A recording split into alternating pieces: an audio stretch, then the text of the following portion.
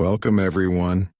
In a quiet village there lived two frogs who were more than just friends, they were like brothers. One was big and fat while the other was small and thin. Despite their differences, they were unbreakable, always hopping around together and exploring their world.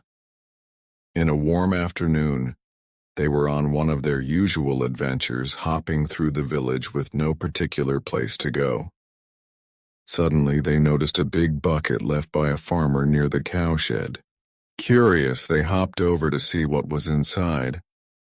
The bucket was tall, so they couldn't see what was inside. Without thinking, they jumped in. To their surprise, the bucket was filled with milk. The sides of the bucket were too slippery to climb, and soon they realized they were stuck. As time passed, the bigger frog began to get tired.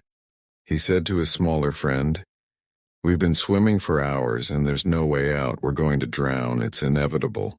But the smaller frog said, "No, we can't stop now. We've faced hard times before and always found a way. We have to keep swimming. Someone will help us, or we'll find a way out if we don't lose hope." And so they swam and swam, the minutes dragging into hours. As the sun set, the big frog's hope finally gave out. "I can't do this anymore. It's pointless. No matter how hard we try, we're still going to drown." With that, the big frog stopped swimming and slowly sank into the milk. The smaller frog was heartbroken. His best friend was gone.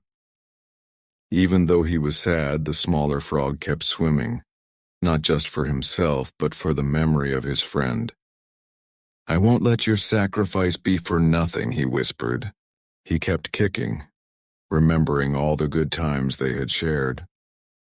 As the night went on, something miraculous happened. The milk began to thicken. His constant swimming was turning the milk into butter. Encouraged by this, he pushed himself harder, and finally, with a big jump, he leapt out of the bucket. He was free, but he had lost his friend, crying and hoping towards the forest. Though he was sad, a new life had to go on.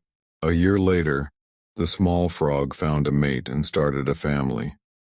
To honor his lost friend, he named each of his children after the big frog so his memory would live on. Every night he told his children the story of their uncle, teaching them never to give up no matter how hard things get. Life is tough, and sometimes it seems easier to give up. But remember, as long as you keep trying, there's hope. You may not always win, but you'll never know what you can do until you try. If this story helped you, please share it with others and make a comment. Thank you.